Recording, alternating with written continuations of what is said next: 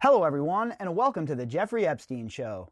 I'm your host, Bobbycapucci, and this is a morning update. Before we hop into our article, I'd just like to let you know that the letter sent by Dr. DeLay that we read here on the podcast has been delivered to Harvard.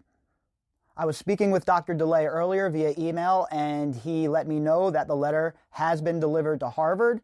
And he also let me know that he would be willing to come onto the podcast and speak directly to the audience. So I'm going to get with him. I'm going to set that up. I'm going to have him come onto the show.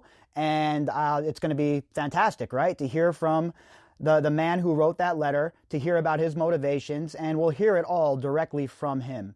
So I'll keep you all updated as to when we're going to do that segment. Hopefully it'll be very soon. I'll get with him and I'll see what his schedule's like, and we will take it from there. But I just wanted to let all of you know that that letter has been delivered. Now, today's article. We're going to talk about Zorro Ranch a little bit more today. And there's an article from November about a survivor who says that she was assaulted and raped by Jeffrey Epstein when she was 15 years old at Zorro Ranch. And the reason I'm bringing this up again is because I am still absolutely befuddled why the New Mexico authorities have not raided Zorro Ranch. In fact, they said that all they're doing is compiling information, and then they're going to punt the ball away down to the SDNY and send them everything that they find. Now, why would the Attorney General's office of New Mexico run their case out of the Southern District of New York when crimes were committed in their jurisdiction? I haven't been able to get an answer for that. Nobody's been able to answer that question for me. I've reached out to the Attorney General's office even. I've sent an email. I've called there. Nobody wants to give me any answers. So I guess, like everything else in this case, we're going to have to find out for ourselves. So let's jump into this article and let's hear the story from Jane Doe 15. This article is from the Santa Fe New Mexican, and the author is Steve Terrell. Headline, Woman Says Epstein Raped Her at His New Mexico Ranch. That headline alone and those allegations alone should have had the authorities in New Mexico kicking in the door and raiding the place. But still, to this day, that has not occurred.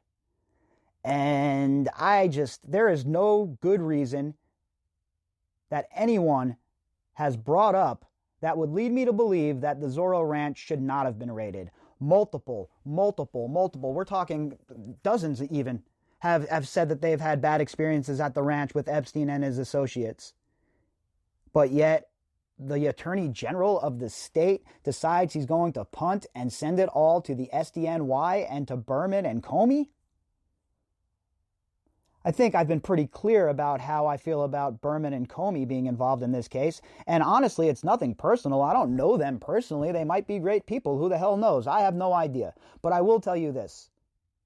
As a taxpayer, as a citizen, as somebody who is watching this case very closely, they have done a piss poor job.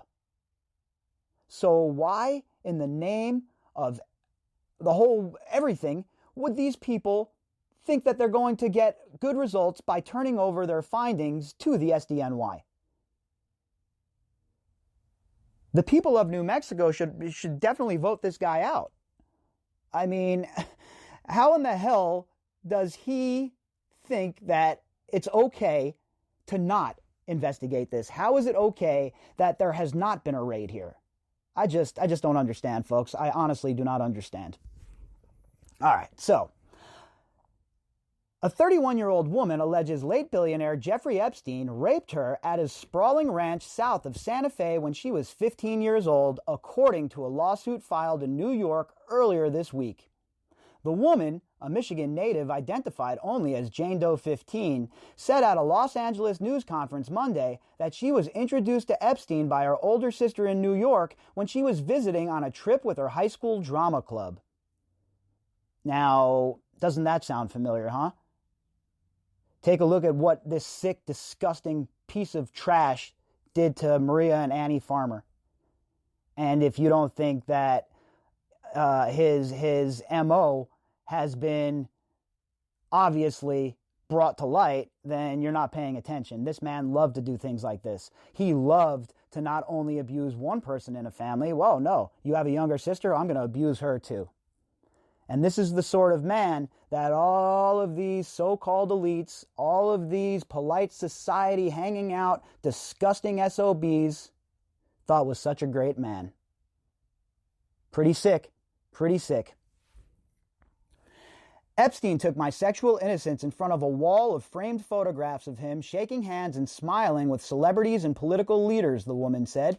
So every single person that was on that wall taking pictures with Jeffrey Epstein, every single one of those people were used as an enabler and were used by Jeffrey Epstein to build his image and to provide this air of power.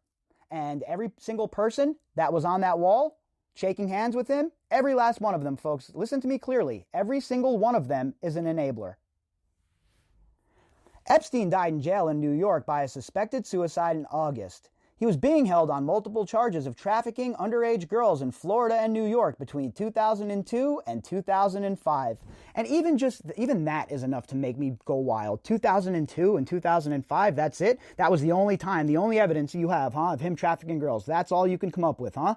Maybe they should read a few articles, because there is a lot more there than just 2002 to 2005, folks.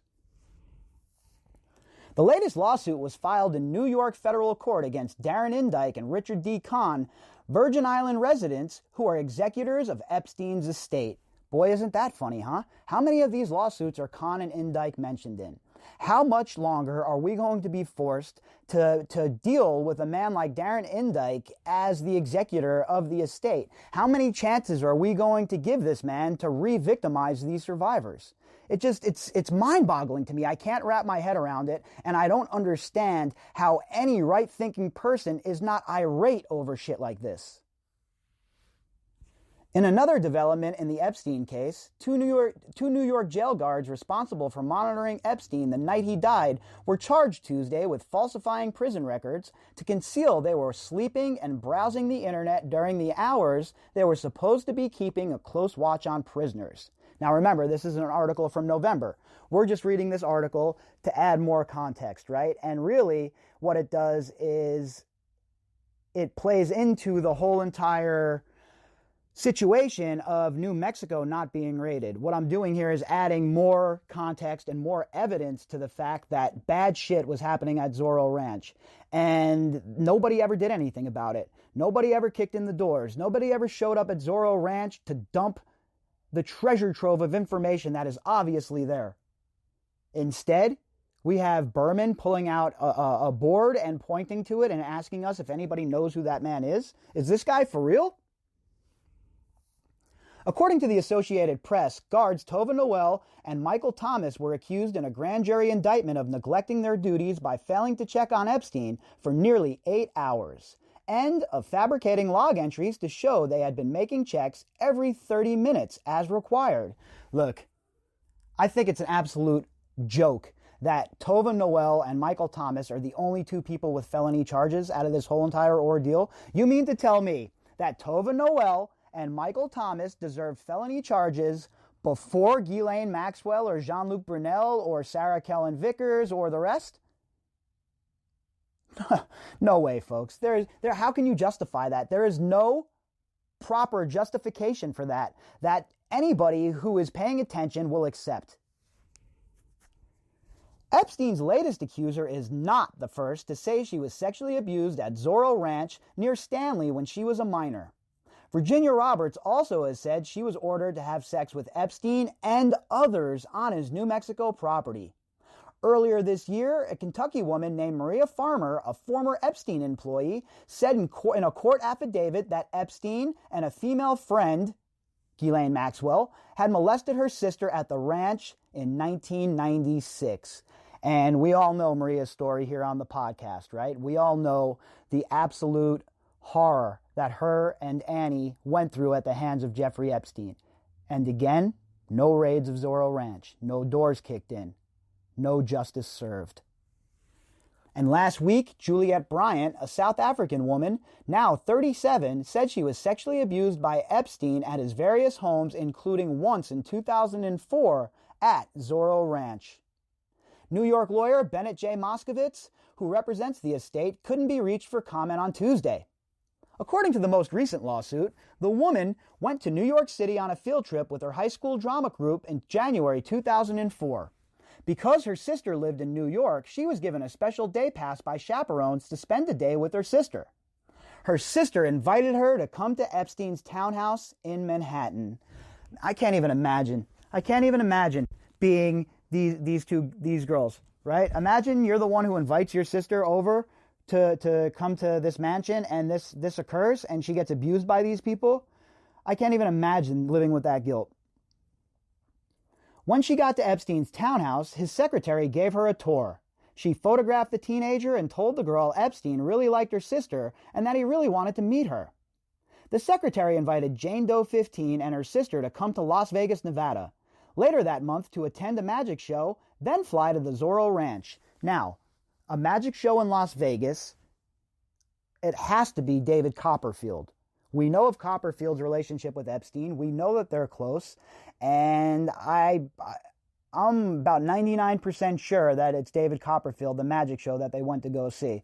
I don't have any documentation proving that. I don't have any evidence of that. But my gut feeling tells me that it has to be Copperfield, right? Epstein would want to go and floss. He'd want to go and, show out. Oh, look, I know David Copperfield. We can go backstage, blah, blah, blah, blah, blah, blah, blah. You know how this dude rolled. So I'm almost sure it was David Copperfield. This seemed like a thrilling opportunity, and Jane Doe 15 convinced her mother to let her go, the lawsuit says. And look, your daughter has an opportunity like this. She's 16, 15, and your other daughter, her sister, is vouching for these people. So the parents are like, all right, we're going to let her go. Now, personally, I don't have children, but I know how I am. There's zero chance in hell I'd be letting my children go anywhere unaccompanied, ever. Zero chance. The lawsuit says several young girls attended the magic show with Epstein. Afterward, the two sisters flew on a private plane to New Mexico. You know what? I'm going to have to reach out to some people in the entertainment industry that have done work for David Copperfield in a stage capacity and see if anyone remembers Epstein at the show and if they remember who he might have been with. Because I'll tell you what, man, there's definitely a Vegas angle for Epstein. I know he was in Vegas at some point. I know he was here doing whatever. I just have never heard anything, nothing concrete anyway, that I'm willing to run, that he was involved in any sort of devious behavior in Vegas. But I have to tell you, there is some circumstantial evidence that Epstein was active in Las Vegas as well. The lawsuit says several young girls attended the magic show with Epstein. Afterward, the two sisters flew on a private plane to New Mexico. For a girl from the Midwest, all of this was like a dream come true. To be flown around in private jets, to meet a world-famous performer backstage, and to be among other beautiful girls, almost all of whom were much older than her, the suit says. She felt like she was being treated special and like a grown-up. And again, that is what Jeffrey Epstein loved to do with these young girls. He would bring them in, make them feel secure, build trust, and then he would shatter that trust by abusing them. And the more I read here and the more I think about it, I am now it's 99.99999% sure that it's David Copperfield. When they arrived in New Mexico, Jane Doe 15 and her sister stayed in a small house detached from the main house, according to the lawsuit. There were several other girls staying at the Zorro Ranch as well. So I'm going to post a picture from the Zorro Ranch that I took while I was there in February doing some research for the case, and I'm wondering if perhaps these are the facilities, the detached houses that they were staying at. So I'll post those pictures. I've posted them before on Twitter, but I'll post them again today, and maybe somebody can confirm one way or the other if these were the guest quarters or what they were. Jane Doe 15 said the ranch was like a park, saying she was encouraged to ride horses and ATVs and to use the pool and hot tub. The girl was summoned to the main house and was taken to meet Epstein in his bedroom. He ordered her to stand by his bed and give him a massage, according to the lawsuit. Then, Epstein, clad only in a bathrobe, told her, "We're going to try something different," the lawsuit says. He grabbed her by the shoulders and assaulted her with a large vibrator for what felt like an eternity, and she continued to find it very painful. Look, this kind of stuff is so disturbing for me to read. I can't even explain to you how disgusted it makes me to read things like this, and how enraged it makes me that people like this got away with it for so long, and people who were involved are still running the streets. And to add to that insult to injury, the fact that this disgusting ranch has never been raided, it just really, really sits very, very, very wrong with me. The next day, she was summoned to meet with Epstein again. During that encounter, Epstein asked her about her college plans. He presented her with a check for $5,000 to give to the college she mentioned. He also gave her several $100s in cash. That's what Jeffrey Epstein thought that the innocence of these young girls was worth, folks. A few $100 and maybe some sort of a check for school or something. That's what their innocence was worth. That's what their life was worth to Jeffrey Epstein. She left the ranch the next day. Epstein later asked her to visit his home in the Virgin Islands. She declined and never heard from him again. The lawsuit says the girl tried to ignore and forget what happened, but it was impossible. She did not recognize it then, but she had been told and taught that she had no value, that a powerful man can do anything he wanted to her. She felt ashamed, humiliated, scared, and frightened, but above all, worthless. She began to hurt herself with alcohol and drugs. We've heard this story over and over and over, and it's heart-wrenching to think that these girls, all of their so many of them had promising lives and careers and so much to look forward to, and all of that was snatched by Jeffrey Epstein and his co-conspirators like Ghislaine Maxwell. Yet these survivors and those who suffered at Jeffrey Epstein's hands still walk tall, still charge forward, and meet every single obstacle in their path during their journey towards justice.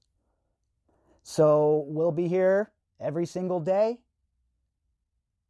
talking about the news, presenting it to you, and as usual, letting you make up your own mind about it. Because at the end of the day, that's the most important thing, right? That you get the information, you process it, and you do your own research. Never listen to anybody else. It's all, again, this is the most important thing, folks, and I can't stress it enough. And I don't know, how other content creators feel about it or anything like that. I've never really talked to anybody about it. But me personally, it's all about the listeners of this podcast. And not just this podcast, but I mean the people who are interested in this case, people like you. Because you're the ones that are doing all of the legwork. I can't tell you how many leads I'm sent by you folks. And it's just amazing work. And I can't sing your praises enough. So keep up the great work, folks. Keep sending those leads to me and to other content creators, and especially to independent journalists, so that they can chase these stories down. And once the independent journalists chase the stories down and it becomes news, you better believe it will be reported right here on the Jeffrey Epstein Show. Now, the reason I read this article, like I was saying, is because I am just very, very agitated about the fact that New Mexico has punted the ball away in this case, and they're not pursuing justice within their own borders. I get it. You want to send the information to New York. You guys want to work together, compare notes. That's cool. That's what you should be doing. But these should be separate cases in separate states, so the pressure is really, really put on these people.